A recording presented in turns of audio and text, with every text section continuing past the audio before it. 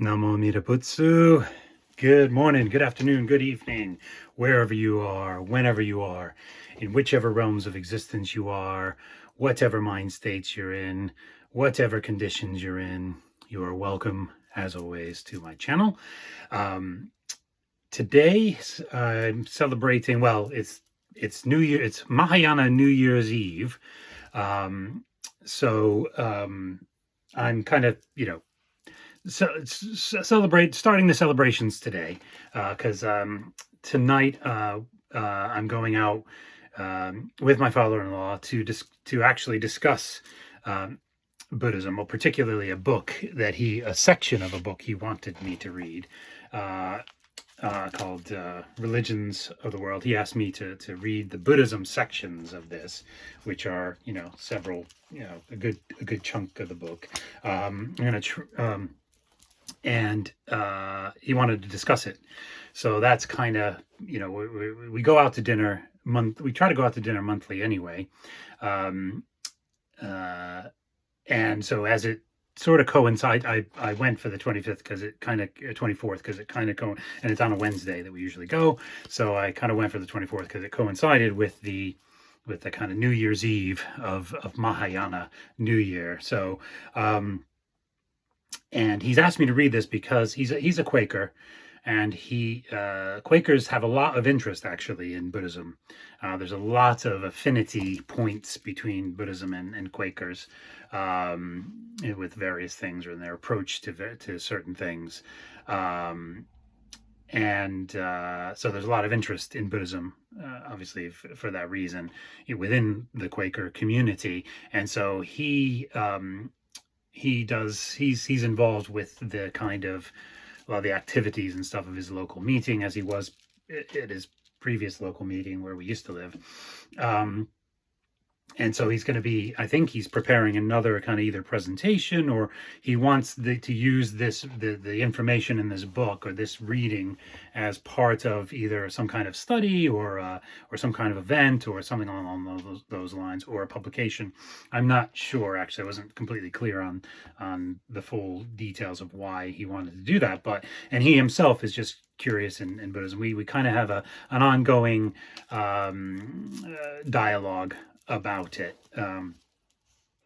So he wanted me to read through this book. So I thought, some of the, I thought it would be cool to kind of read this, read it through and through on Mahayana New Year's Eve, before I go to read it again before I go to see him, and then it could be kind of part of my Dharma activities, for Mahayana, because with the Mahayana New Year, a lot of the celebrations are kind of, there's light, celebrating with light for that kind of optimism for the new year, or the light, obviously the light of wisdom, the light of, of enlightenment, the light of Buddhas and Buddha nature and Buddha mind.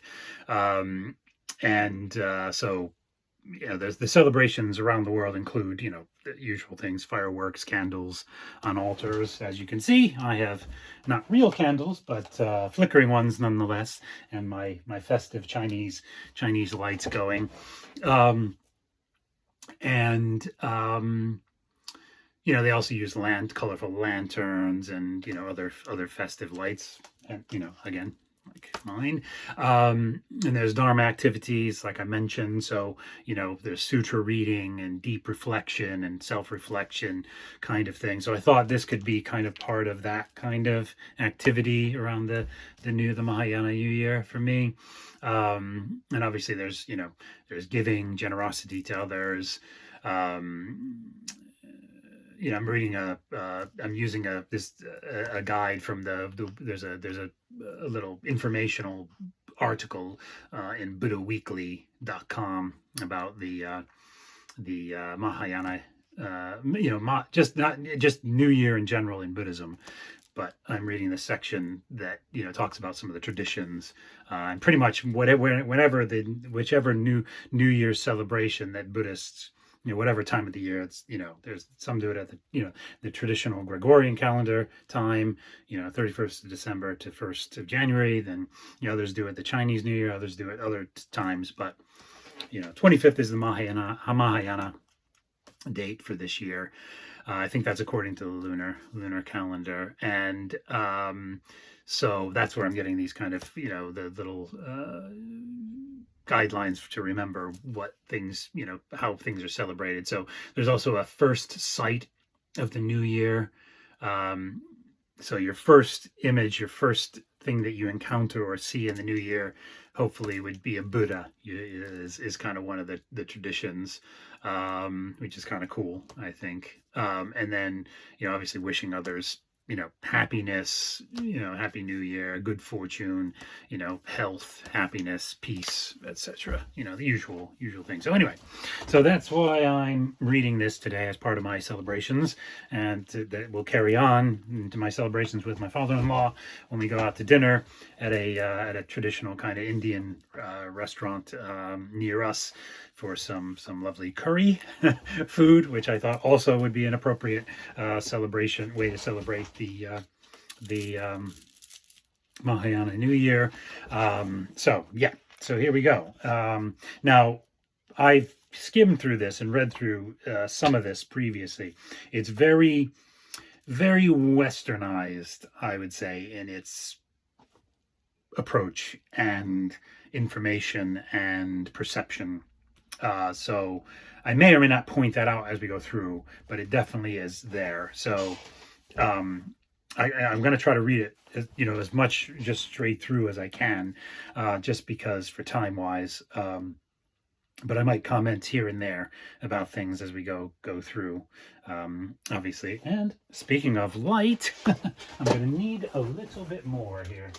I'm sorry, I need to put my bead box back. My Naga bead box. If people have ever seen this, where I keep my Nenju, my Nenju are guarded by the Nagas, and it's a lovely lacquer, Chinese, East Asian antique box that I picked up at a local antique place here. So anyway, so there you go. So let you get a view of my altar in there while I'm reading. So here we go. So this is the Religions of the World, Big Ideas Simply Explained. And the publisher is Big Ideas Simply Explained. It's DK. DK is the publisher. So all rights to them. I'm only reading a section of this. I'm not doing this for profit. This is for educational purposes only. So there you go. The copyrights are the copyrights owners. So I'll give you that information as well, so so you see it on screen. And there you go. DK Penguin Random House. Yeah. And they are the copyright owners, editors, and etc. etc. etc. So back to the beginning. Bassini, I'm going back to the beginning. Okay, so there we go. Oh, not quite at the beginning yet. There we go. So this is the first section, which is Buddhism from 6th century BCE. Now, that's the first thing right off the bat, is I personally, for my own religious purposes, go with I observe the traditional date, which is like 900 BCE for the time of the birth and time of the Buddhas, the Buddha teaching, Shakyamuni Buddha, in his the Nirmanakaya form of Amitabha or Amida Buddha. But anyway, so in my tradition, the Jodo Shinshu tradition, that is. So okay, so here we go. I'm not going to try to read through the timeline they give; it'd just be too awkward. So. So Buddhism is regarded by some as more of a philosophical system than a religion, because it does not explicitly involve a god or gods. So that's the first thing right off the bat. It doesn't. We don't rely on gods. We don't worship gods. Gods are not part of our what we rely on, or the powers that we rely on in our spirituality. We rely on the Buddha. We rely on the Buddha Amida, and we revere the Buddhas and Bodhisattvas, um, and we take refuge in the Buddha, in Amida Buddha. We take refuge in the Buddha, Dharma, and Sangha. We don't take refuge in gods or goddesses, but we, it does explicitly, the Buddhist religion does explicitly acknowledge in its cosmology there is a God, there are God realms. There are Dewa realms or God realms, various levels and various kinds. And that's a very important part. All the worlds of Buddhism, in fact, are a very important part of that, from the lowest realms of the hells to the next realm up, with the being the pretas, the pretas or ghost realm, and the next realm up is the animal realm, which is then shared with the next realm up, which is the human realm, and then there's the Azuric realm, which kind of, that can be, just for easy purposes, it's kind of that's the next realm up from human, but that's not really a good, because there can be a whole range of behaviors with Asuras that could put them kind of above the human realm, below the human, equal to the human realm, below the human realm.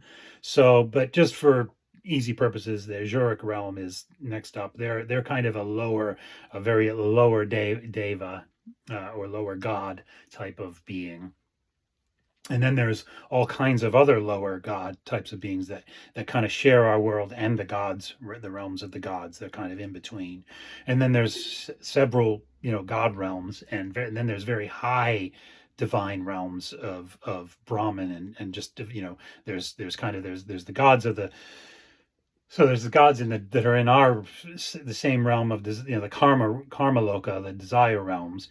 But then there's gods that are in the form realms and the formless realms, and that's much more refined kind of realms, very refined, spiritually speaking and physically speaking, and mentally speaking. It's a very refined existence. So the form realm is kind of like, it still has form, but it's not the kind of form we would think of. And then the formless realms beyond that are kind of just thought mind states that exist there.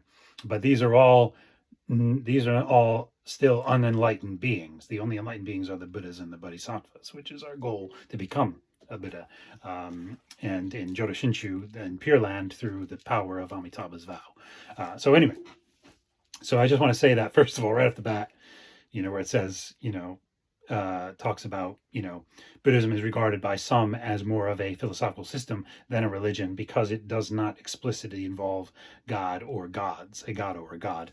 So I just wanted to correct the record there, on that part. And also, you can really consider it a religion. It is a philosophical system, but it's also a religion. It's a methodology. You could consider a spiritual methodology. You could call it, a medicine, a medical, a spiritually speaking medical, treatment, or, defining, giving us our diagnosis, our spiritual diagnosis, a spiritual prognosis, a sort of,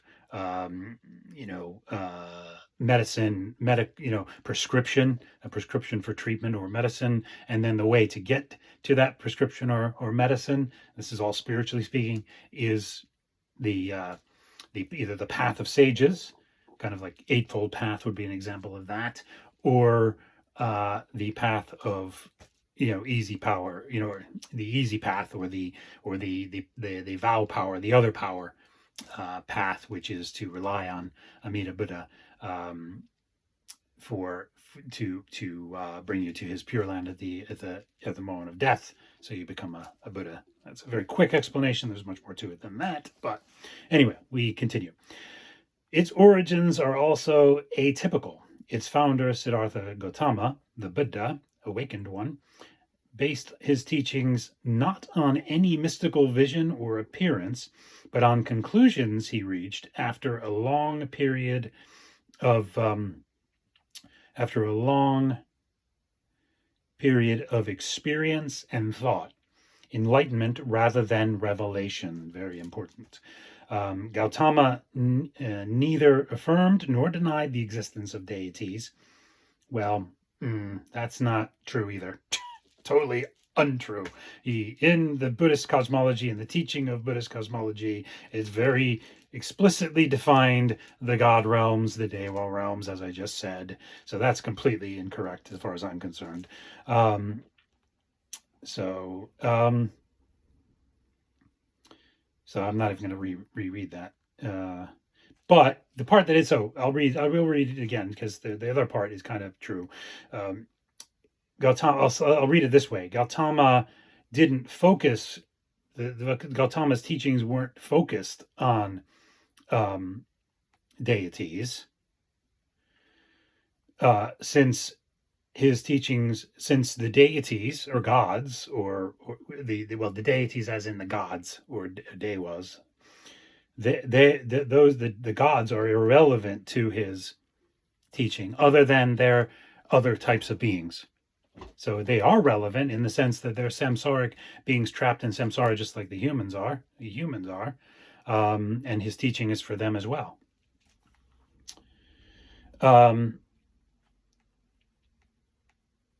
But some branches of Buddhism have since become more theistic. That, again, totally Western, totally incorrect. Theistic is completely the wrong way to say that.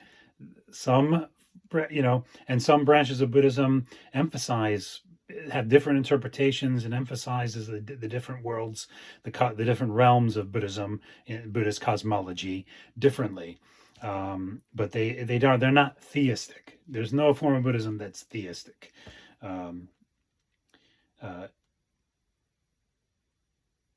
Just going to the next paragraph.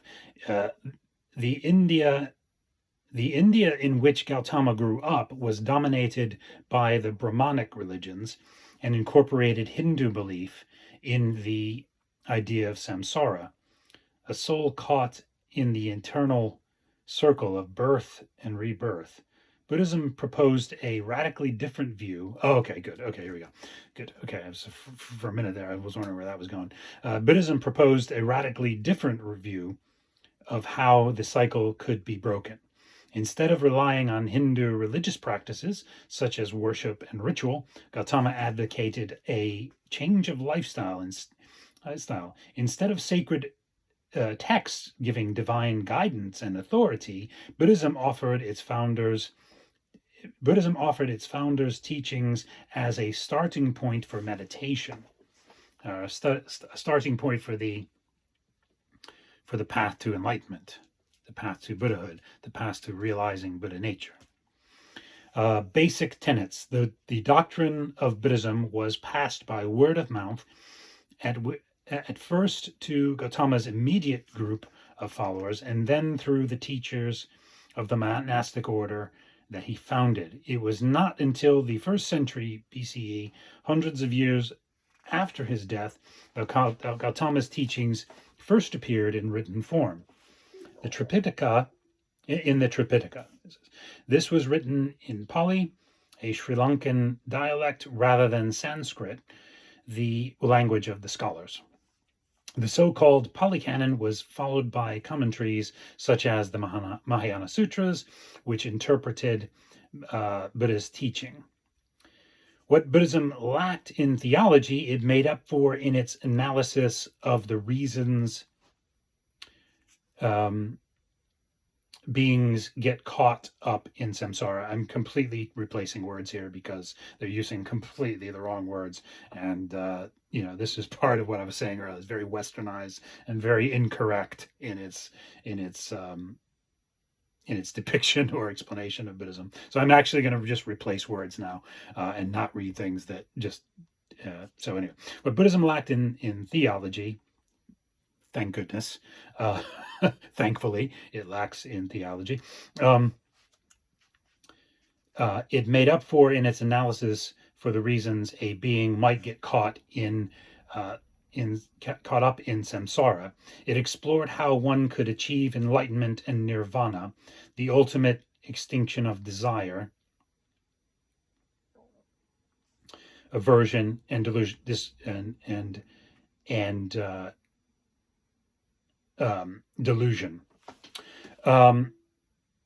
The one thing I wanted to say too is about there's no soul in, they're trying to use the word soul here for this, and it didn't. Buddhism didn't adopt the soul, the Atman and Anatman.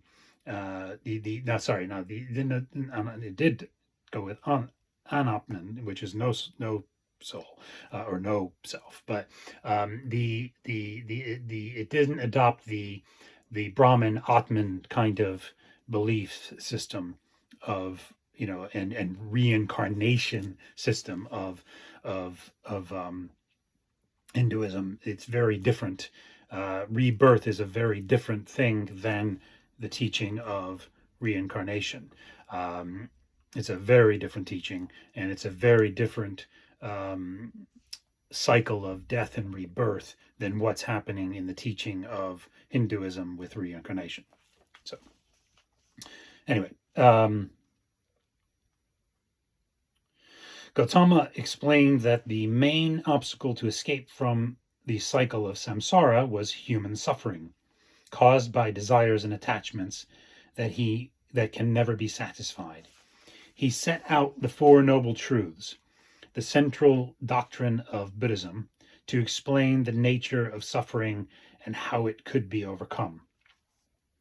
Dukkha, the truth of suffering; samudaya, the truth of the origin of suffering; nirodha, the truth of the ending of suffering; and magga, that's Magga, or the truth of the path to ending of suffering.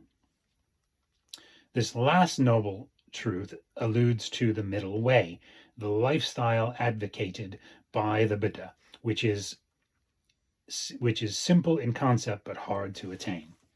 Indeed, the path of sages, the overland route, as we call it, the self-power route, is very hard.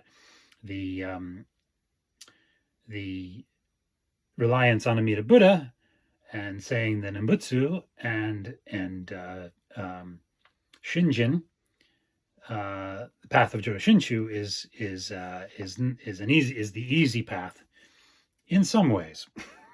In other ways, it's not, and you need to, if you want to find out more about what I mean by that, you can go into that, but I won't go into that now. But it is the other power path that Jodo Shinshu follows and Pure Land Buddhism follows is reliance on Amida Buddha to become a Buddha, not reliance on ourselves. So that's why it's called the easy path, quote unquote. Anyway, so this last noble truth alludes to the middle way, the lifestyle advocated by the Buddha. This is simple to attain, but this is simple in concept, but hard to attain. Okay, and then the next section. So that was the basic tenet section we just finished. Spread and diversification section is next. Buddhism spread rapidly from northern India southward across the subcontinent and northward into China. Different traditions of Buddhism began to emerge.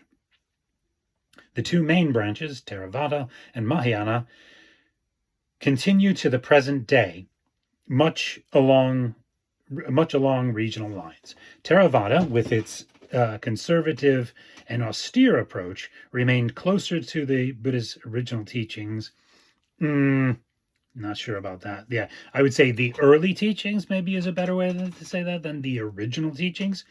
I would say the early teachings, but became increasingly localized to southern India and especially Sri Lanka. So that's Theravada, where the locality. Theravada was revitalized in the 12th century when trade took it into Burma, Thailand, Laos, and Cambodia. Mahayana Buddhism had a more overtly religious following, offering its adherents temples and rituals, as well as rich symbolism and images of the Buddha. Like Theravada, Mahayana also dwindled in India, but it was enthusiastically adopted in Tibet, China, Vietnam, Korea, and Japan. A key element of Mahayana is the concept of religious leaders known as bodhisattvas, who have achieved enlightenment but remain on earth to show the way to others. Later divisions within these two major traditions also occurred. These gave rise to such contrasting branches as Zen Buddhism, which aims to clear the mind in order to allow spontaneous enlightenment without ritual, scripture, or reasoning, and the various forms of Tibetan Buddhism that are characterized by colorful temples, images, and rituals. Before I go on, I want to just come back to that first section again when I was saying I wanted to give more explanation where it says there's no soul in Buddhism, there's Buddha nature.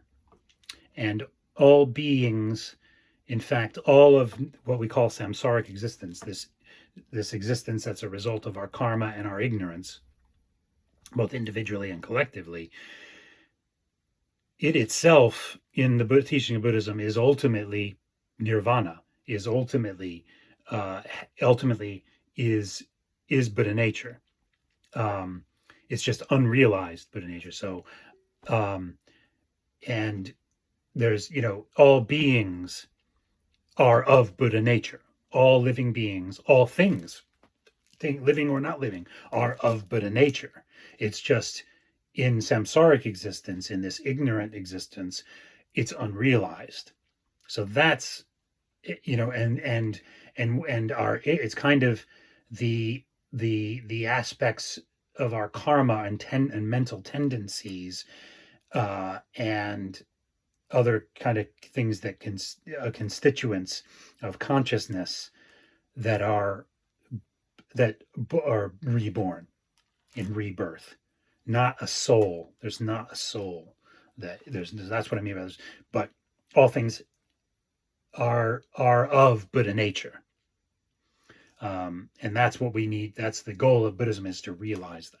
So anyway, hope that kind of clarifies a bit on that. Anyway, so coming back to the spread and diversification of Buddhism, today Buddhism is estimated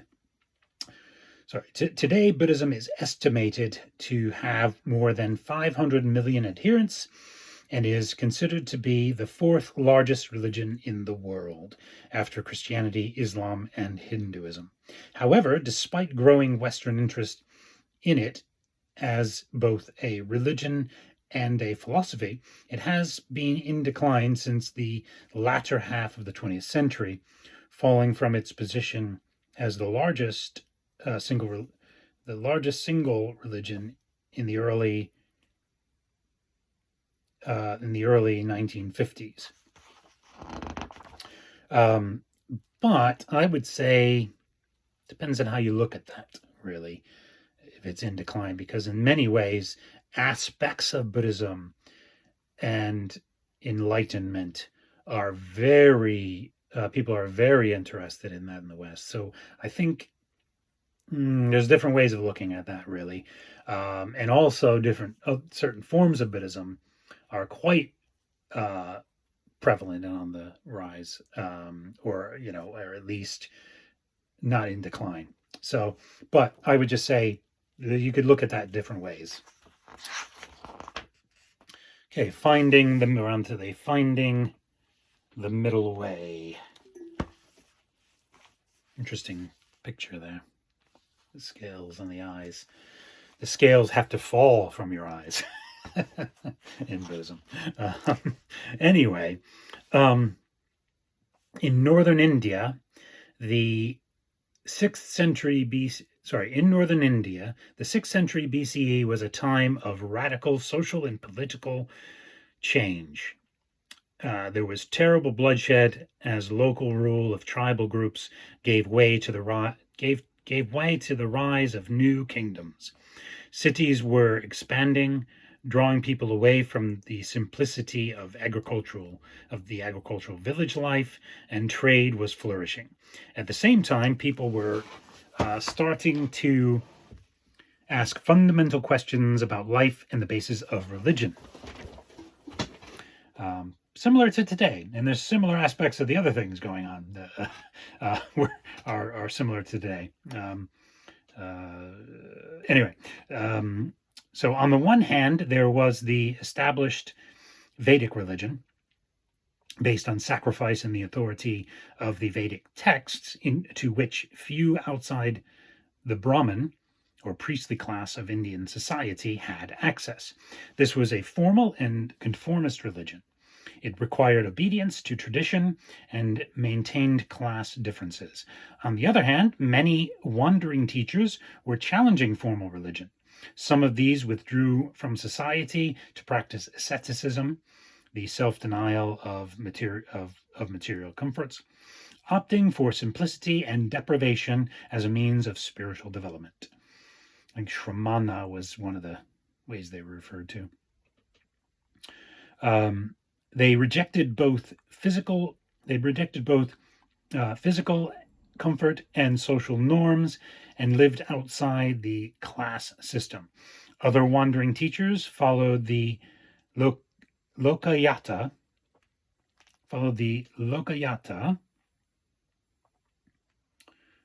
lifestyle. Sorry, I got to pick up because there's different articles in here which I may or may not come back to. Other wandering teachers follow the Lokayata lifestyle. You know what? I'm not even sure where that picks up. Sorry about this. Oh yeah, there we go. Sorry, I found it. Other wandering teachers follow the Lokayata materialist philosophy, rejecting conventional spiritual teachings in favor of a life based on pleasure, in the belief that there is nothing beyond the physical world. We also have the rise of those kinds of philosophies in our own modern era, similar ones. Anyway, or ones that lead to that, or anyway, similarities nonetheless. Okay, Siddhartha seeks answers. One wealthy man, Siddhartha Gautama, decided. Should call him a wealthy prince. Siddhartha Gautama decided on reaching adulthood that his comfortable lifestyle was incompatible with his growing awareness of life's hardships and the certainty of death. And there's a whole stories and traditions of how he came to that. In addition, material comforts offered no protection from the harsh realities of life. So he embarked on a religious quest to find the origin of suffering and the answer to it. For 7 years, he practiced severe asceticism, depriving himself of all but the minimum sustenance. But he found that this did not help him find the knowledge he sought. He therefore abandoned the ascetic life while remaining determined to discover the cause of suffering.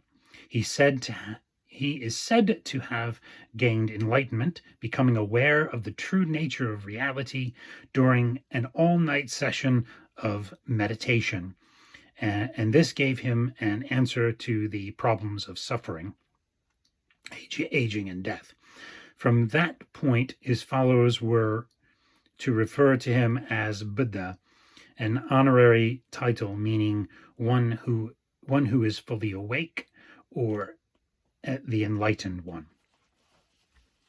The middle way. Buddhist teaching is known as the middle way, as the most obvious level, or at the most obvious level. This suggests a middle way between the two types of existences that he rejected. The life of luxury, attempting to obtain protection from suffering with material comforts, and that of extreme austerity, denying himself almost everything in pursuit of spiritual growth. The approach or way he found the approach or way he found involved a moderate amount of discipline in order to live an ethical life, free from indulgence in either sensual pleasures or self-mortification. But Buddha's middle way is also set between two other extremes: eternalism, where a person's spirit has purpose and lives forever, and nihilism, extreme skepticism, in which the value or meaningfulness of everything in life is denied. So now there's a whole section on eternalism and nihilism. The Vedic religion, particularly as it was developed in the texts known as the Upanishads, argued that the true self of every person is the Atman. This is what I was referring to earlier, which is eternal and is reincarnated from life to life. The Atman is linked to the physical body only temporarily and is essentially independent of it. Crucially, the Vedic religion identified this Atman with Brahman, the fundamental divine reality that underlies everything. Ordinary things in the world, such as trees, animals, and rocks, are an illusion known as Maya. Truth and reality are to be found beyond these physical things. When Buddha rejected the eternal nature of the self, he was rejecting a key feature of Hindu thought and religion. Buddha also rejected the other extreme, nihilism, which holds that ultimately nothing matters or has any value. Nihilism can be expressed in two ways, both of which were practiced during Buddha's lifetime. One way is the path of asceticism, purifying the body by the harshest austerity possible and rejecting everything that the world considered to be of value. This was the path Buddha had attempted and found wanting.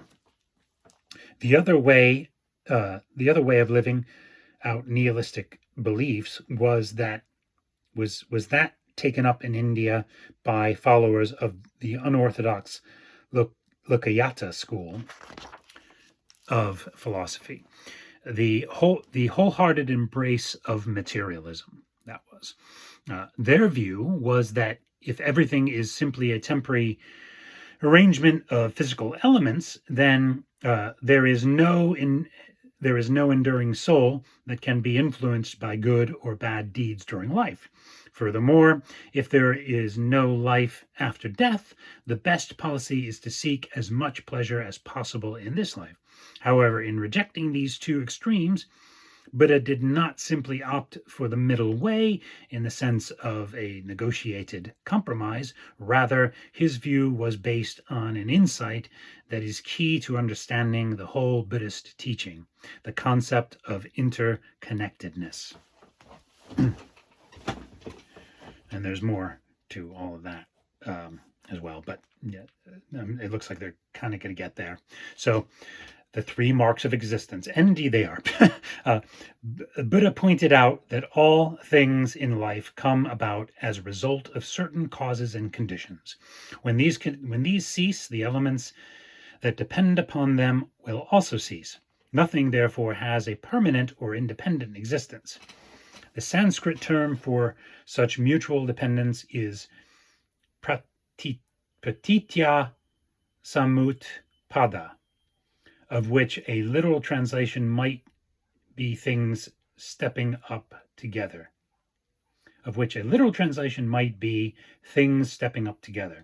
The phrase is sometimes translated as dependent origination, better to convey the idea that nothing originates in itself. Everything is dependent upon prior causes. We live in a world in which everything is interconnected and nothing is the source of its own being.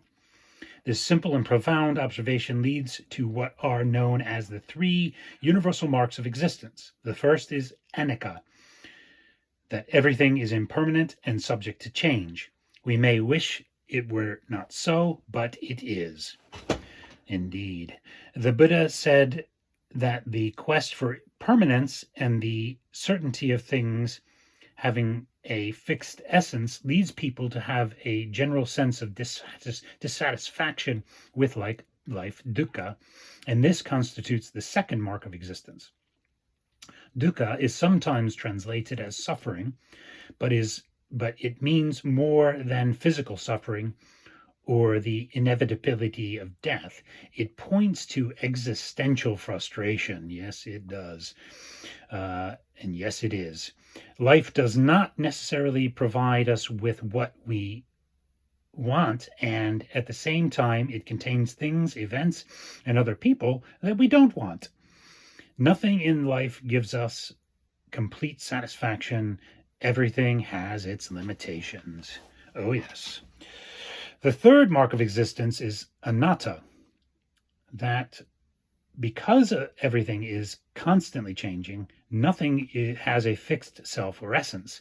Conventionally, we see things such as trees as separate from one another and define them on that basis. In reality, however, because everything depends on those elements that bring it about, trees cannot grow without soil, water, or sunlight, nothing can be defined or permanently fixed in the way that our common sense and language supposes. The idea of interconnectedness, as well as the three marks of existence implied within it, is a matter of observation rather than argument. It is not a statement of how the world should be, simply that it is how it is. Simply that this is how it is, and that attempts to deny it are the root cause of our daily frustration. Life on life's terms. We don't seek to make life what we think it should be or what it is. We try to accept life as it is, see life as it is, go with life as it is, within the Buddhist framework, within the Buddhist, principles, within the Dharma guidelines, as it were. So, Buddha's subsequent teaching was shaped by the concept of interconnectedness, by relating dukkha, or dissatisfaction, to the process of change. The concept suggests, by relating dukkha, or dissatisfaction, to the process of change, the concept suggests that there are ways or conditions under which it could be minimized. Buddha explained what these were in the teachings that became known as the Four Noble Truths and the Noble Eightfold Path. So, applying the middle way to daily life. In many practical ways, the spirit of the middle way shapes Buddhist practice. For example, some branches of Buddhism emphasize the value of monastic life, but vows are not taken for life, and many of those who spend either a few months or years as a monk or nun later return to family life. Similarly, in order not to cause unnecessary suffering, Buddhists aim to be vegetarian, but it is difficult to obtain a vegetarian diet, or medical conditions suggest that a carnivorous diet is necessary. Meat eating is acceptable. Let me read that again. But it is difficult to obtain. Buddhists aim to be vegetarian. Again, some Buddhists aim to be vegetarian. But if it is difficult to obtain a vegetarian diet, or medical conditions suggest that a carnivorous diet is necessary, meat eating is acceptable. So this is a very important thing. I have a whole video that you're going to see in the future that Kyokan and I did on this subject. I had a Dharma dialogue about this very thing. None of this is a matter of compromise. It is the recognition that everything depends on prevailing conditions.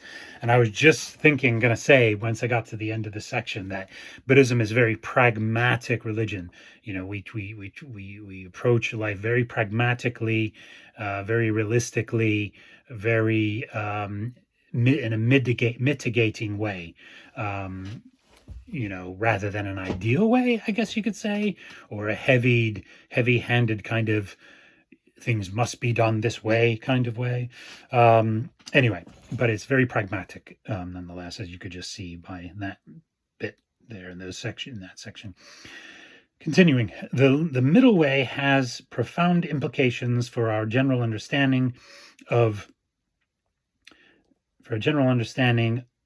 religion, ethics, and philosophy.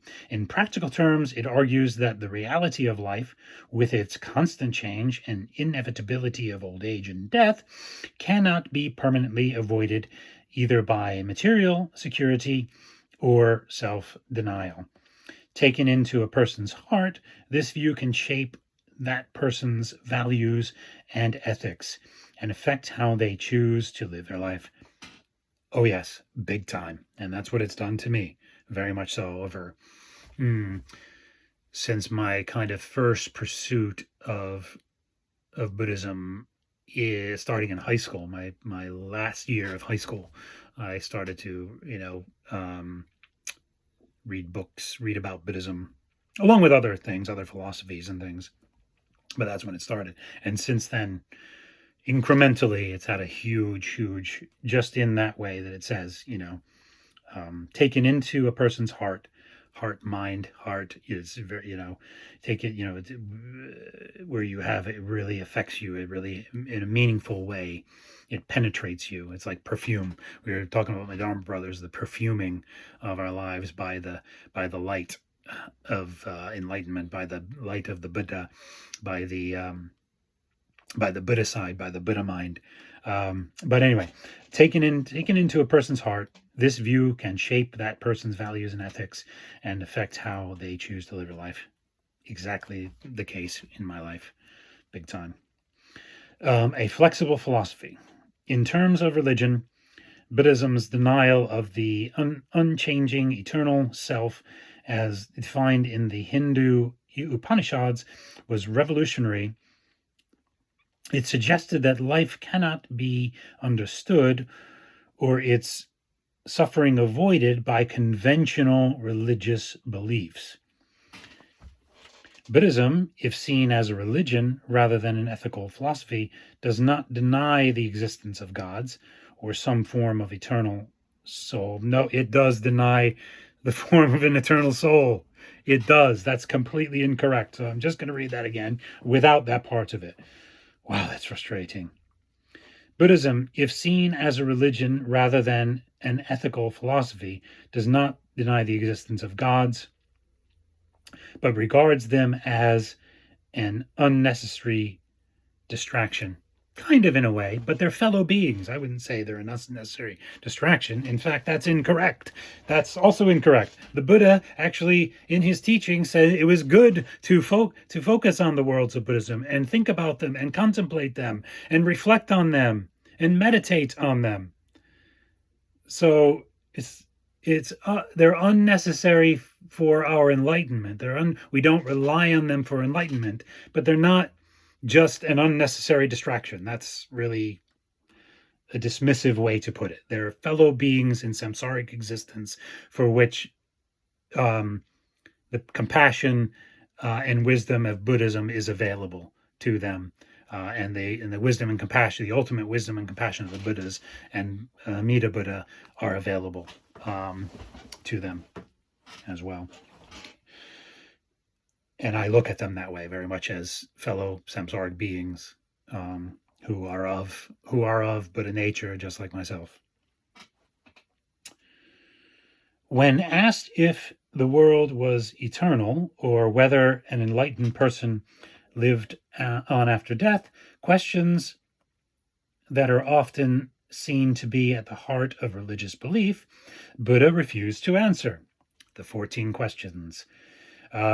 In terms of philosophy, Buddhism argues that knowledge starts from the analysis of existence rather than abstract speculation. Exactly. This meant that Buddhism was able to remain undogmatic, flexible, and open to new cultural ideas while retaining its basic insight. Another really unique and amazing aspect of Buddhism.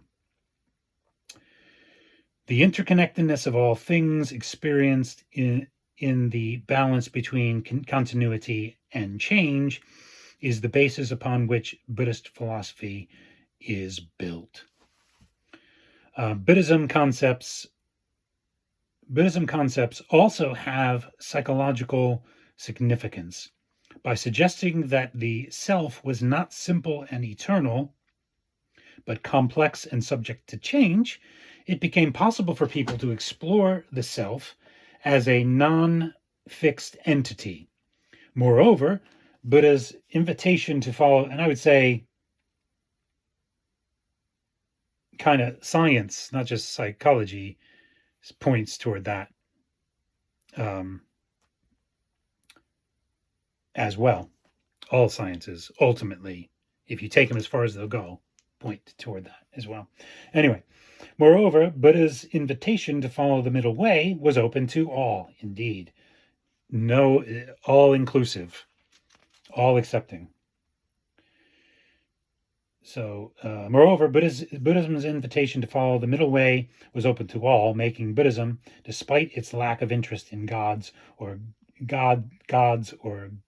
goddesses, an attractive proposition in a society bound by convention and ritual.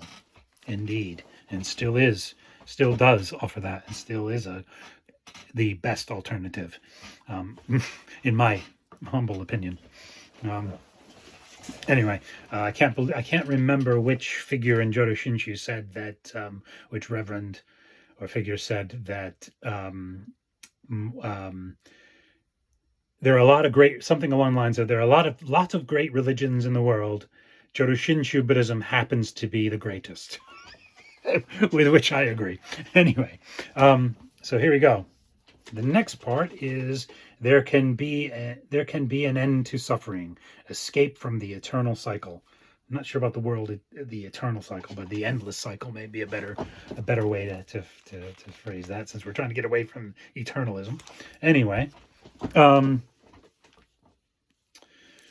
right. So this is the next section, intro part to this section. The central aim of Buddha's teaching.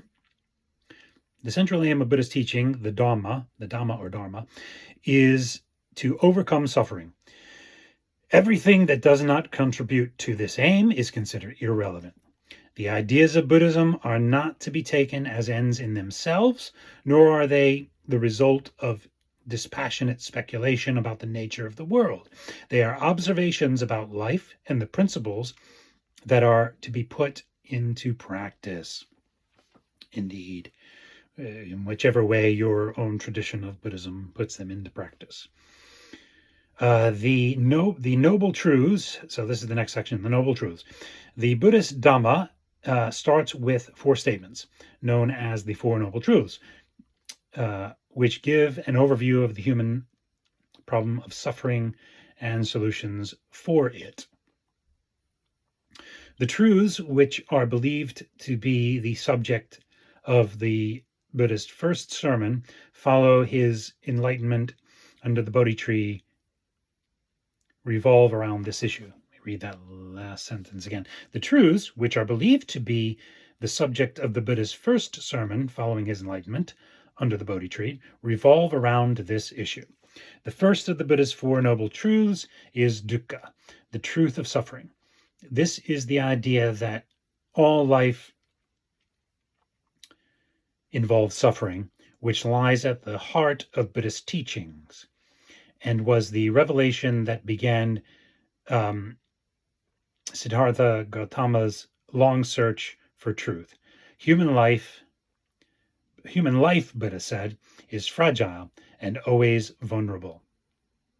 What is more, life is characterized by suffering. The nature of this suffering is very broad.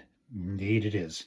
Meaning not necessarily intense pain, but also lesser, more widespread feelings of dissatisfaction. It may be the emotional suffering caused by the death of a loved one, an enduring sense that life is somehow pointless or empty, or simply a feeling of being stuck in an unpleasant situation, such as a traffic jam. or the unpleasant situation of being stuck in samsara itself. Dukkha is the feeling that arises in situations that cause stress, discomfort, or dissatisfaction. It makes us feel that we want to be somewhere, or even to be somewhere, or even someone else. Just going to stop for a second. I just need to plug in my phone here. So bear with me one sec before this runs out. Unscripted, unrehearsed here at the Gankai, the Shaku Gankai channel.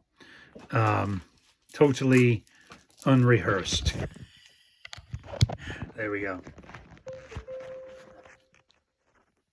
Okay, so plugged in. Hopefully that will stay steady. All right.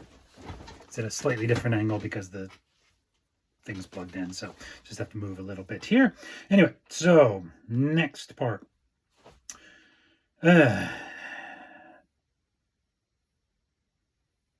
So yeah, Buddha, so continuing with the Four Noble Truths section, Buddha thought that the search for happiness leads people in the wrong direction, indeed. Individuals crave things, sensual pleasure, wealth, power, material possessions, in the hope that these things will make them happy. But the falsity of this thought lies behind samudaya, the second noble truth, that the origin of suffering is craving. Tana, the Buddhist term for this craving, indicates people's attempts to hold on to what they like, imagining that if only they could have a certain thing and keep it, all their problems would be solved. Tana, or craving, can be translated as thirst, suggesting how natural and essential this craving seems to us. Buddha argued, yeah, indeed it does, until you become aware of it, until you start to see it because of being illumined by the light of the Buddha mind, the light of Amida. The Buddha argued that even so, this craving is counterproductive, leading only to more suffering and unhappiness. Indeed it does. According to Buddha, this craving for things goes beyond material objects and the wish for power. It includes the need to cling to particular views and ideas, rules, and observations, which is equally harmful. Very good point. Very excellent point. I'm glad they drew that out. In this way, Buddhism takes a radically different view from the majority of religions, which tend to regard people's acceptance of doctrines and religious observances as essential to salvation. While Buddha did not say that such beliefs are harmful in themselves, he warned against clinging to them in the assumption that they will automatically help in the path to overcome suffering. Very, very good points. Again, so there is a lot of good in this section of this book, definitely on Buddhism. I have to say, there's an awful lot that's good. The majority of it, I'd say, is good, solid, general kind of Buddhist information and making good points. So, fun. And just there's some that are really bad. It's just those bits that I've been pointing out are pretty badly focused on and written about and included, and completely incorrect in some cases. So, finding nirvana. For Buddhists, everything arises from existing conditions. This means that something must cause suffering. And if that cause is removed, suffering will cease. The second noble truth identifies craving as the cause. So Buddha said that it is so Buddha said that if the craving were to stop, the suffering would cease. The third noble truth, nirodha, the cessation of suffering and cessation of the causes of suffering, refers to the absence of craving. Putting an end to craving does not involve stopping life's normal activities. Buddha himself carried on teaching for 45 years after his enlightenment and was subject to all the usual problems that afflict human beings. Rather, it refers to a state in which a person understands and deals with life without the emotional need to crave for it to be other than it is. With the third noble truth, one comes to a point of peace called, in Sanskrit, nirvana. This is a state beyond craving or desire or anything or anyone. It is not the same as extinction. Indeed, it is not. Buddha was critical of those who tried to escape reality by craving annihilation. I have done that myself at points. I have definitely done that, which you see in my videos, my struggle with certain things, in my doubts and questions on the path of Jodo Shinshu. And in my lifetime, I definitely have struggled with that in particular, wanting or approaching things that way. Rather, the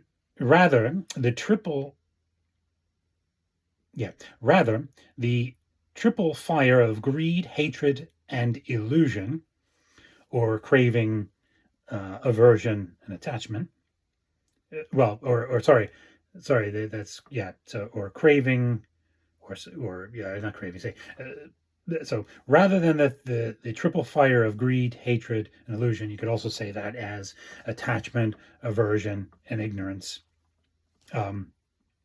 Three characteristics that perpetuate human suffering are blown out like a candle with the cessation of suffering and the causes of suffering. In other words, by letting go of destructive craving, the mind is liberated from suffering and unhappiness. This leads to a state of engaged happiness. I like that, engaged happiness, a form of happiness that results from good moral conduct. Engaged happiness, I like that. That's very much the bodhisattva teaching of Mahayana Buddhism, the ultimate, the ultimate kind of Mahayana, expression of compassion. Because when we become Buddhas through reliance on Amida Buddha and going to his Pure Land and becoming born in his Pure Land by his power, we immediately become Buddhas.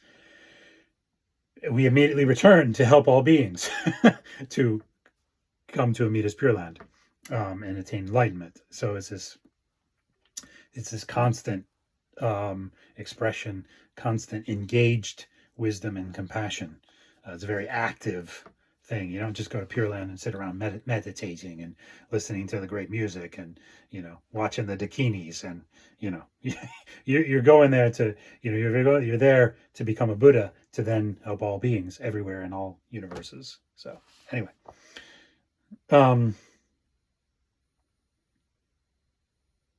so unlike everything else, nirvana is not thought to be the result of cause and effect, but stands beyond or outside. It is said to be permanent and unchanging, while everything in the world around us and we ourselves are temporary and have arisen because of certain conditions. Nirvana is an unconditioned, uncaused state and is therefore an absolute truth for Buddhists. Absolute truth. Not sure that's the best expression of that. But that's what I'm referring to as Buddha nature. When I'm saying Rupa nature, this is what this is referring to here. Absolute truth. I'm not sure that's the way the language I'd use to describe it. Maybe ultimate reality, sort of, or the actual reality is Buddha nature. The actual reality is nirvana. The actual undiluted, where you're not diluted and there's no ignorance and there's no craving and there's no causes of craving and there's no conditions. Everything's unconditioned and uncaused. That's Buddha nature. That's the Buddha nature reality. The true mind, the true Buddha nature. Anyway, so This blissful state of being is accessible to us on earth and in our lifetimes. Unlike most religions, which encourage people to live a moral life in the present in order to attain happiness in a world beyond this one, Buddhism says that a true end to suffering is possible immediately in this world. Now, in Jodo Shinshu, we kind of have our own interpretation of how that plays out. But so I won't get into that because it will complicate things, and for the sake of time, I can't. But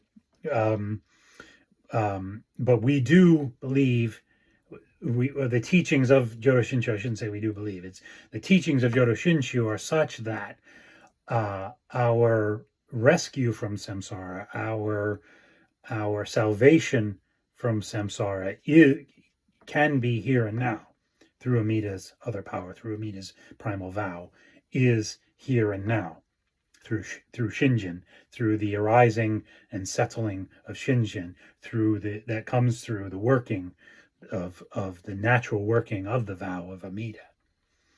And those are particular teachings, but it's here and now. Our tradition of Jodo Shinshu Buddhism is a lived tradition. It's a living, active tradition. It's not waiting for the future. Although some aspects of it are, in the provisional sense, in the human realm sense, focused on the future. If you see what I mean, of you eventually being born in the Pure Land and becoming a Buddha, etc. But anyway, it's about now. It's here and now. It's about the present, your present life. It's Buddhism in daily life. That's what this, to borrow a phrase from another tradition or school of Buddhism in the Mahayana tradition. It's Jodo Shinshu in daily life. Jodo Shinshu Buddhism in daily life. So anyway, right, continuing. Buddha himself attained a state of nirvana at the age of 35, and through his teachings, that's exact numbers there are, Anyway, and through his teachings sought to show others how to reach this enlightenment. The fourth noble truth describes the path that leads to the end of suffering. This is Magga, or that's Magga, not any other kind of Magga. This Magga, let's say Magga, or Magga, Magga, Magga, the middle way, also known as the Eightfold Path, is also known as the Eightfold Path. In Jodo Shinshu, we have the White Path, which you can learn about. Kind of refers to this, but because the Eightfold Path, in the provisional sense, in the way that it's practiced by other Buddhist schools and traditions, is very much a self-powered path.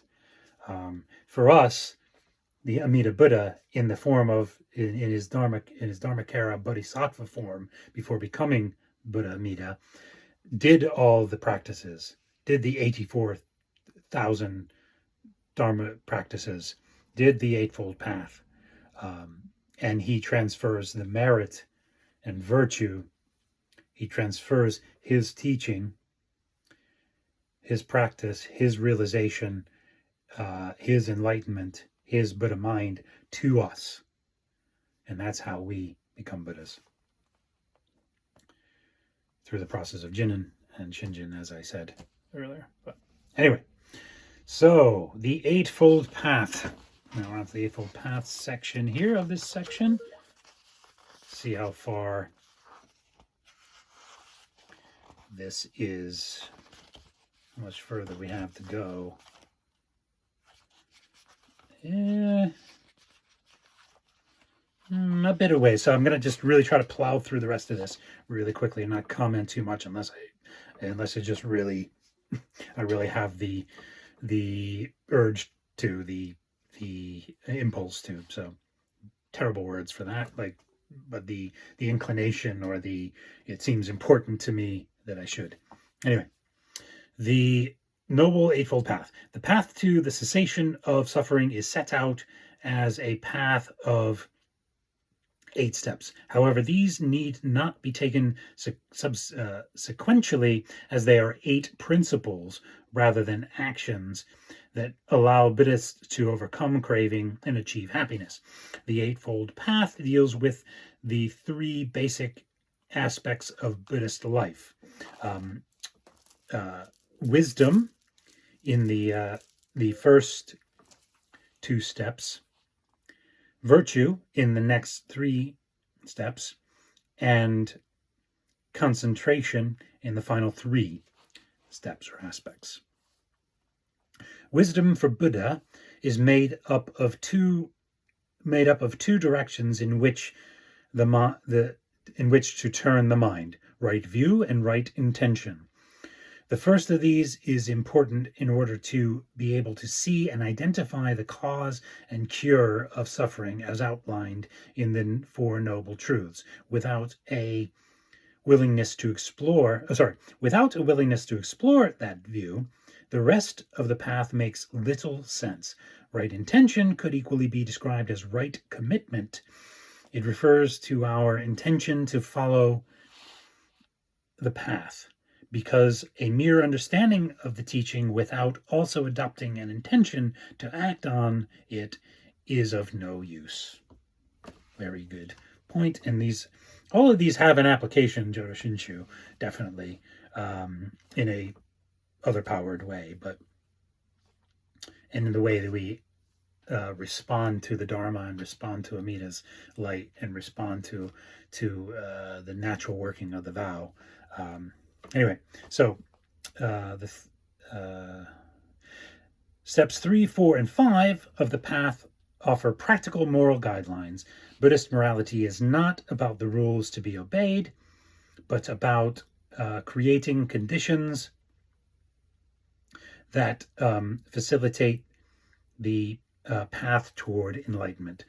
Step 3 states that we must use right speech, avoiding telling lies, speaking harshly or cruelly, and listening to or spreading purposeless chatter and malicious gossip. Instead, we must cultivate the opposite: truthful, positive, kindly, and purposeful speech. Step 4 says that we must take right action by following the 5 moral precepts, but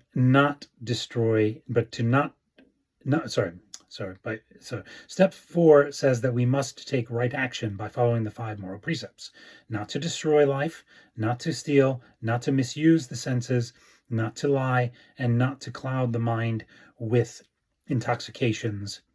The last is of particular importance for those who are engaging in the mental training that forms the final part of the path.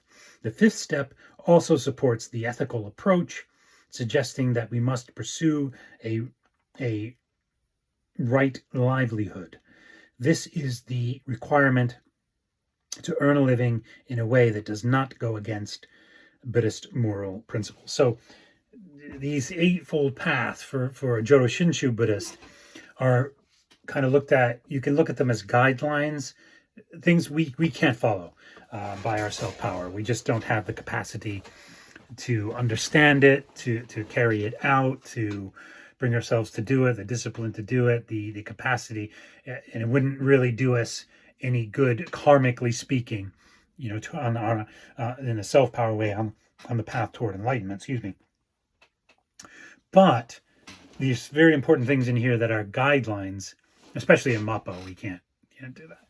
But there are very important things in here that are guidelines that you can look to as guidelines for conducting your life and approaching the Dharma and approaching the Sangha and approaching life and work and family and everyday life. Yeah? So, right. Cultivating right mind. The last 3 steps advise, let me get out of the way so you can see the altar, get myself out of the way. Get the self out of the way. Anyway, cultivating right mind, or letting the self dissolve into the background. Anyway, cultivating right mind.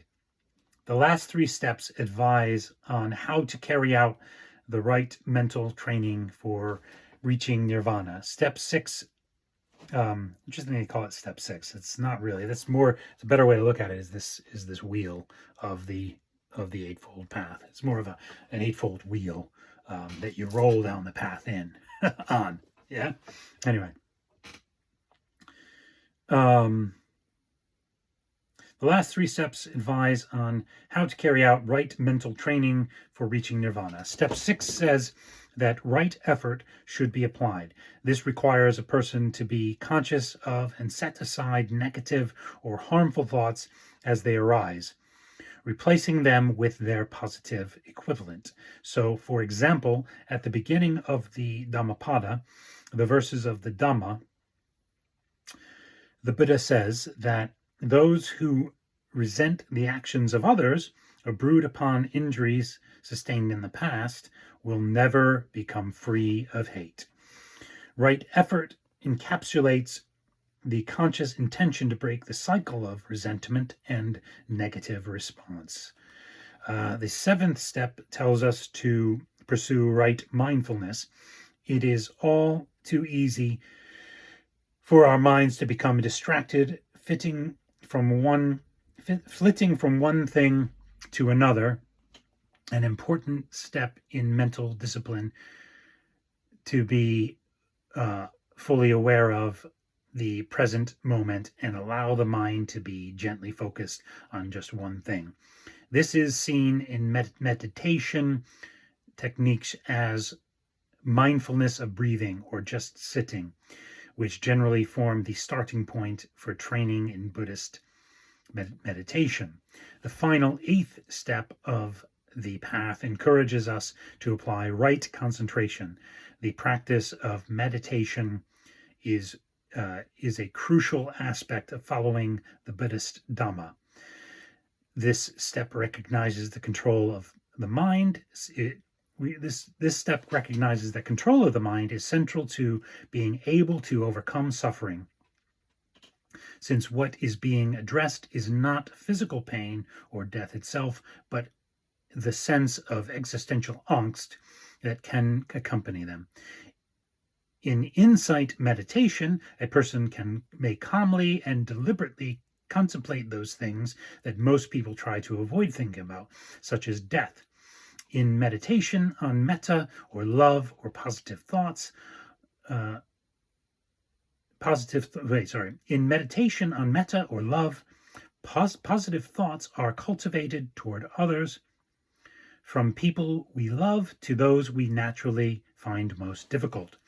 This exercise encourages benevolence and the development of a more positive set of mental qualities. So I just want to say something about these practices in the Eightfold Path. Again, in Jodo Shinshu Buddhism, the teaching is that we as Bambu, as ordinary spiritual idiots, ordinary beings, cannot practice these practices. We're not capable, I should say. We're not capable of doing so. We don't have the capacity for it, and whatever capacity we do have for it, it's not going to. We might have for it. It's not going to lead us further down the path of enlightenment, or affect our karmic condition or causes.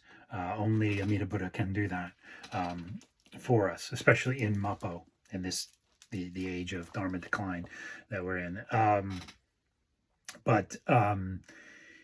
But again, good guidelines, and there's different interpretations of the teaching in Jodo Shinshu Buddhism about the provisional practices. The way to act. There's teachings about you should let go of or not engage in the provisional practices, the self-powered practices, which is true. You shouldn't. But there's different ways in Jodo Shinshu and Pure Land Buddhism of interpreting that. There's some that say that you can do meditation, but as long as it's it's not going to lead to enlightenment, you can do any of the practices of Buddhism, because from doing so it will benefit you health wise. For some people, if you have certain practices, I should say, certain non-advanced practices of Buddhism, let's put it that way, because if you try to practice advanced practices, that could be harmful to you without guidance and without being of the proper karmic causes and conditions. It could do you harm, actually, in fact. But basic Buddhist practices of all sorts, as long as if you're trying to practice them not in a self-powered way, but in a way that is more for health and well-being in this life, and you're not practicing it, doing it in a way that where you believe it will lead to enlightenment, or make you enlightened in any way, or affect your karmic destiny or your karmic causes and conditions in any way, in that sense, toward enlightenment, then there are some that interpret the teachings that way, that's fine to approach these basic Buddhist practices of meditation and other things in a, in that kind of health and well-being kind of way, because you will get benefit from it. You will. It's a fact. You will. Even if you're not a Buddhist and you practice some aspect of Buddhism or follow some aspect of the teachings, you will benefit by it. That's just a fact of life. It just is. You can observe it, do it for yourself. But anyway, so yeah. But we still can use all these things as guidelines, is what I'm trying to say here. So, right. So where are we here?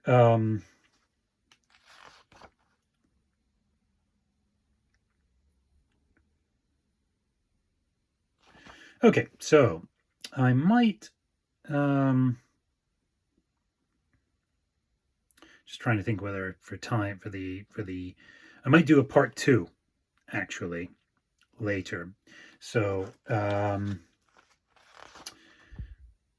yeah, I'm gonna get through, because the next part are kind of it's getting into some kind of specific areas. It's kind of a different change in theme, which I think would be good to do. Also, I'll do a part 2 into this, because I do have some time later on after work, so I will do a part 2 of this. But I'll finish the rest of this section here and the Wheel of Life section part of this, and then we'll do part 2 later for this. So, the Noble Eightfold Path offers a program of self-development. However, Buddhism does not have a set of commands or doctrines to be accepted. Instead, it suggests a way to live that will ease suffering. Different people will concentrate on different aspects of the path depending on their circumstances. Just checking the time. In addition, the path itself is not a straight route. So I want to read that again. That's a really important point. That just says the Eightfold Path offers a program of self-development. So in Jodo Shinshu, I would say that would be other self-development or other development, I guess you could say. Development by other power of us is a better way to put it. Transformation by other power of us is a better way, through the natural working of the vow, and then ultimately, the arising and settling of Shinjin. However, Buddhism does not have a set of commands or doctrines to be accepted. Very important. Instead, it suggests a way to live that will ease suffering. Exactly. Different people will concentrate on different aspects of the path depending on their circumstances. Exactly. And that's how I approach when I talk to people about Buddhism.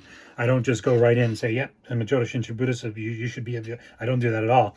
I acknowledge and approach it from the Buddhist way, which is everyone has their own karmic causes and conditions and needs to investigate Buddhism for themselves. So I just say, put them on to look at the 3 marks of existence, or the 4 marks of existence, and the 4 seals of Buddhism as a starting point, and go from there, whatever direction that takes you in toward what, because those four things, either way you look at it, are four things that are in every form of Buddhism. So they can start with that and they can go into whatever. And that's how I start it. I say, obviously, I'm a Jodo Shinshu Buddhist. That is the form of Buddhism that I have chosen, or chose me. But, you need to get to the path that is suitable to your karma, causes, and conditions in this provisional existence at this times and with beings, in accord with times and with beings. Anyway, in a more broad sense, I'm using that terminology there. Anyway, that teaching in Buddhism, in Jodo Shinshu Buddhism. Anyway.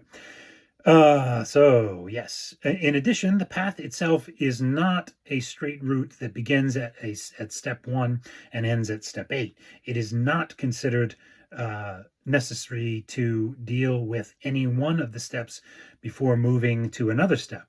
The three main, they're all, you kind of do them all at once in the self-power path, and Amida kind of gives them to us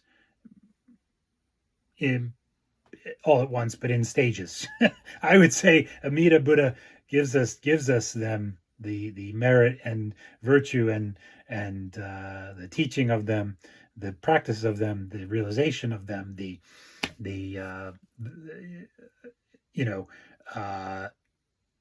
as they arise naturally in each of us.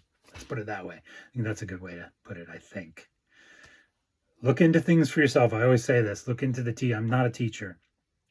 And I am not a person of settled Shinshin yet. Although I'm very much a Jodo Shinshu Buddhist, and very much am convinced that that the working of the vow is we're operating in my life. I'm in the process, of the Buddha. Definitely process. I'm in Amida's process, and Amida, I'm very much in the flow of that. Anyway, where was I? So investigate Buddhism, investigate Jodo Shinshu Buddhism for yourself. That's all I'm saying. Check it out. Okay. Anyway, where was I? The three main aspects of understanding, morality and meditation,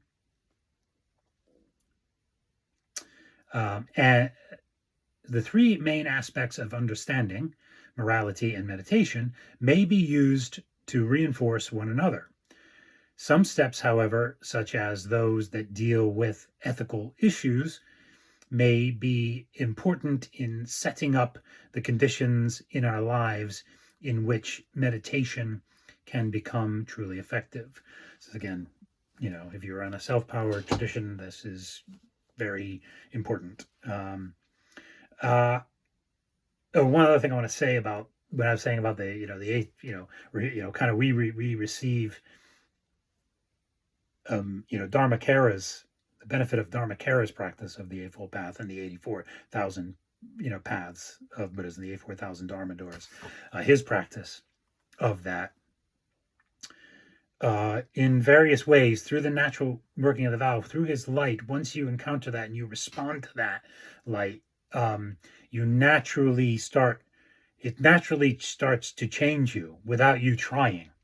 You naturally turn away from karmic evil, from samsaric life, from getting caught up in chasing happiness in the way that we used to think of happiness, and we naturally turn away from certain things and naturally want to live by certain ways. It transforms you toward these kinds of things that you would do in the Eightfold Path, if you see what I mean. It inclines us toward living that way, but definitely not practicing them in the self-powered way. Anyway, hope that makes sense.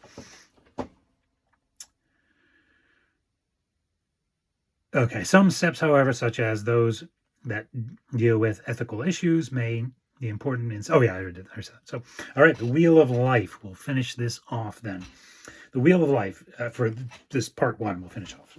So, out of the way, the altar again. Get myself out of the way. The Wheel of Life. A key feature of Buddha's teaching is interconnectedness. The idea that everything arises because of pre-existing causes and conditions. The Buddhist path is therefore one that works always with context. It aims to create the conditions that allow angst and suffering to be replaced by contentment and happiness. And that is very true in this process I was just talking about of the natural working of the vow. Brings you toward that. Not that you're not suffering, because you're still a bamboo. Even when Shinjin settles, and you are attained to Bayamita's power, the state of non-retrogression. These are all, just look into these things yourself. But anyway, you know what I'm trying to say, just in a general way. You know, the working of Amida brings these things about in us on some level, and according to each of our own individual lives and causes and conditions. Right. It aims to create the conditions that allow angst and suffering to be replaced by contentment and suffering.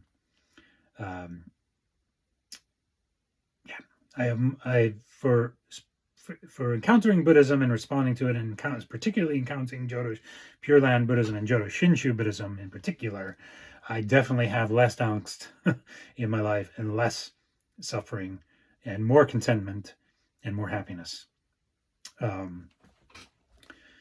This means that if we look at the chain of causes and effects of events in our lives, we can look for links that might be changed so that our lives can take a different course.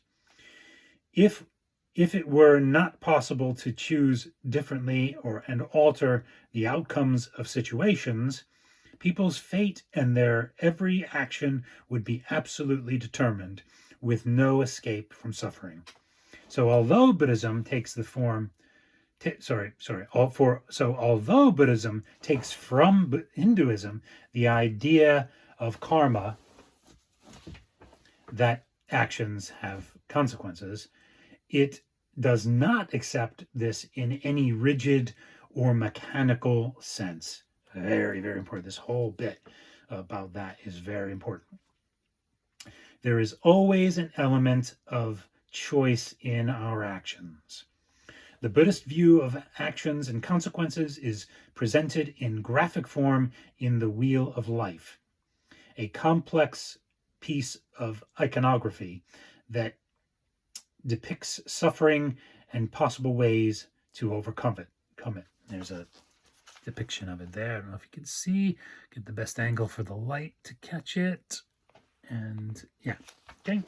There's the different worlds and the different sections, and in the middle is the 3 poisons, and etc. Yeah, which I'm sure it'll probably explain as we go along here. Everything within the wheel represents the world of samsara, a world of endless birth. There we go. Endless rebirth. There, that's a better way to say it than eternal cycle. A world of endless rebirth, so samsara, that is, a world of endless rebirth in which all beings are trapped as a consequence of their karmic actions. The wheel itself is held within the jaws of a fearsome demon who represents death. And I think that's actually supposed to be Mara, actually. Mara. That's a whole nother subject. Very cool subject. And very interesting, because this Mara that's just described there is in the highest heaven of the Karma Loka, the highest desire realms, of the highest heaven of the desire realms. The Mara exists. Pretty sure it's the highest heaven within the desire realms. But anyway, I could be wrong about that. If I am, sorry. And somebody correct me. Feel free to correct me in the comments, and I'll check it out myself later. Anyway, and I'll maybe correct myself in part 2 if I'm wrong. Anyway, so in the center of the wheel are 3 creatures, a cock, a snake, and a pig, that represent the 3 poisons: greed, hatred, ignorance. or attachment, aversion, ignorance, or delusion. Buddha saw these as the starting point or root of the unwholesome life that thus, the Buddha saw these Buddha saw these as the starting point or root of the unwholesome life and thus of human suffering. Surrounding them is a circle filled with human beings, either descending or ascending, who pass a series of realms depicted in the next circle. So it's talking about this outer ring here, kind of around the outer ring. And then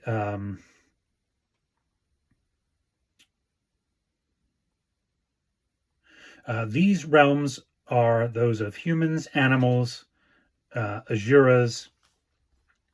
The asuras are warlike beings constantly doing battle.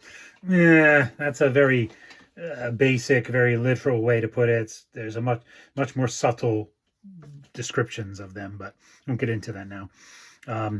And much more important than just calling them that. That doesn't really do them justice at all. So again, I'll read that again. I'll just read it without that. These realms are those. These realms are those of humans, animals, gods, asuras, hungry ghosts, and hells, or the lowest states. The implication is that people can move from one realm to another. It is from the human realm that they may escape to the happier state of existence through the teachings of the Buddha.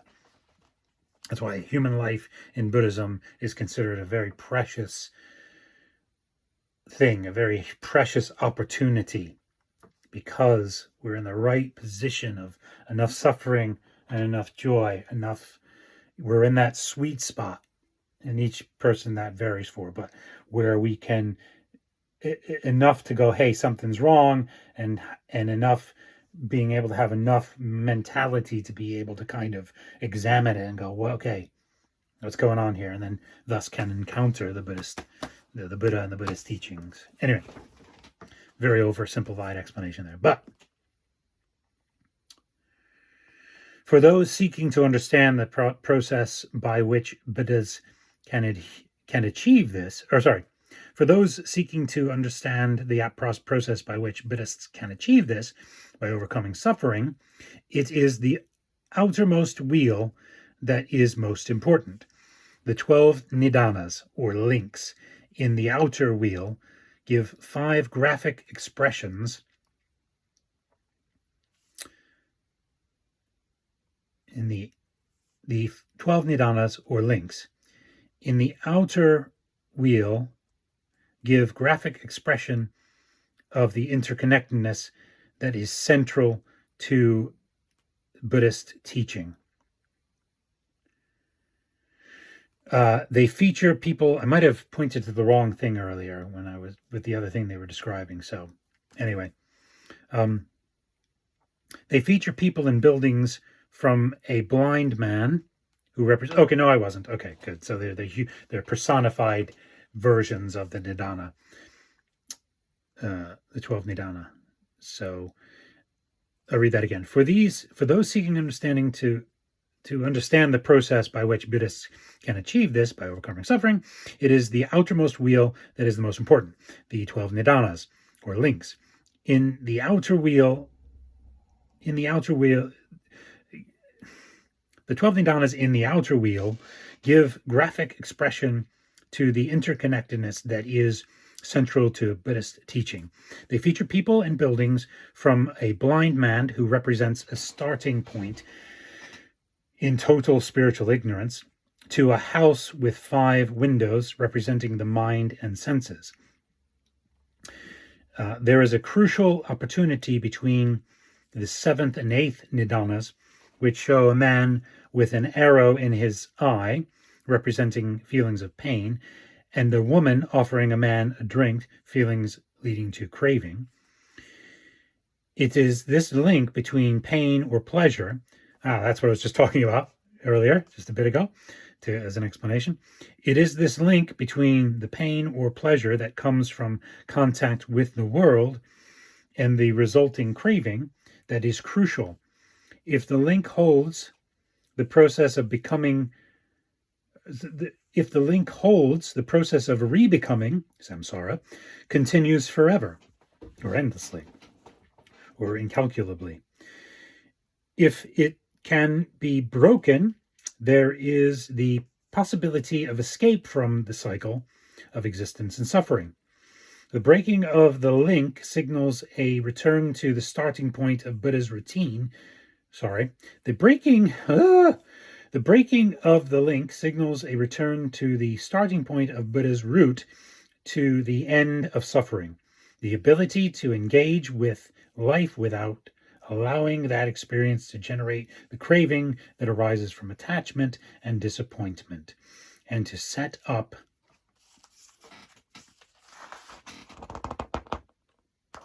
to set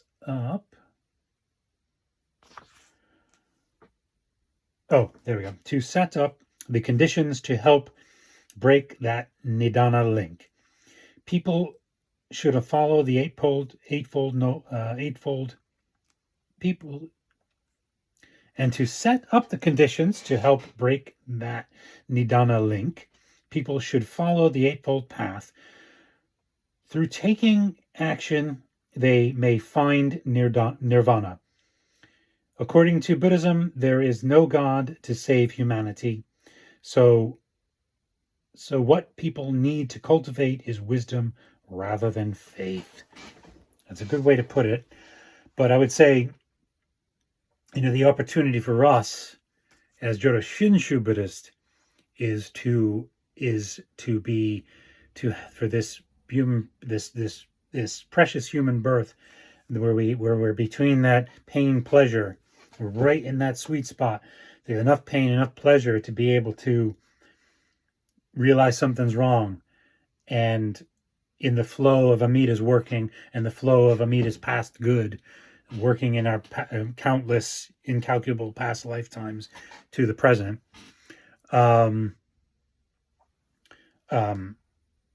we can be saved by Amita. We can be given his mind, given his merit and virtue, so that Shinjin arises. We attain the state through Amita's power, the state of non-retrogression, and at the end of this life, will then be born in Pure Land and become a Buddha. So that's kind of how this part of this would be kind of explained in a Jodo Shinshu Buddhist way. Obviously, not a teacher, but I've been in Jodo Shinshu for about 18 years, off and on, maybe more actually now. Almost 20 years, maybe you could say. 18, yeah, probably 18. Anyways, so that was really good, actually. I mean, some of it was not so good. Some of it's just not correct at all, and not a very good explanation. But most of that was good, and it's a good overview. That's another reason I want to watch it on Mahayana New Year and Dharma self-reflection, the reflection parts of that, and the Dharma activity to do is to just a review of the Buddhist basics, which I'm doing now. I'm in the process of doing that in my own Dharma dialogue practice in Jodo Shinshu, my Jodo Shinshu practice, returning to Buddhist basics. So it was kind of part of that as well.